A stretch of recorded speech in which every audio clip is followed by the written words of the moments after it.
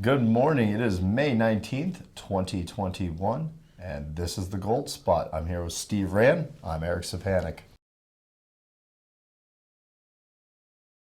Now, we wanted to start with one of the big media news stories of this week, and that was CPI numbers came out. Steve, enlighten us. Well, it was a big increase. Month to month, up 0.8%, which was 4 times what was expected, up to 4.2%, which is the highest level we've seen since 2008. Now, a lot of you may remember 2008 wasn't one of our better years in the United States. We had a big financial crisis. And this is really some shocking, not really shocking to us, but I mean, based on what the White House has been saying and how things were going to go. In fact, it was funny. Jen Psaki, the White House press secretary, actually said this was a sign of strong economic strategy that the Biden administration's got going on. I think many of us would argue that maybe isn't the case. But I know that you were talking about what's been happening outside of that and how that's been impacting things. Right. So a lot of people have recently have asked me, well, if inflation's taken off, why in the world isn't gold at $5,000, $6,000, $7,000 per ounce?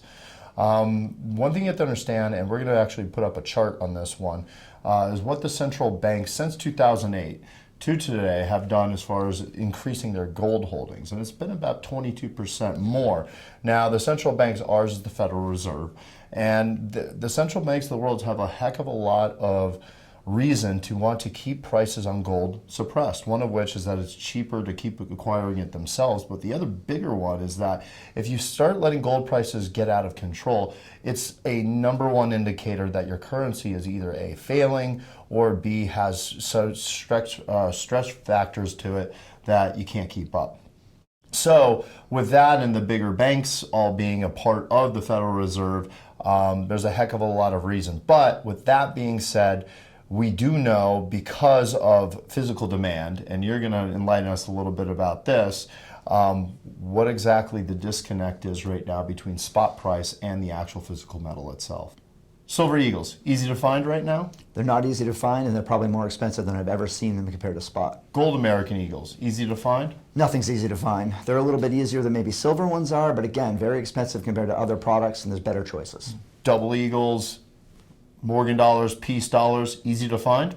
Again, nothing's easy to find. A little bit easier, better value, lower spreads, a lot more upside potential. Interesting. So right now there's better buy opportunities in certain products versus others because of how far those spreads have gone with some of the more popular bullion products. Yeah, especially the more popular bullion products. Those have become, spread-wise very expensive compared to other products that we have to offer.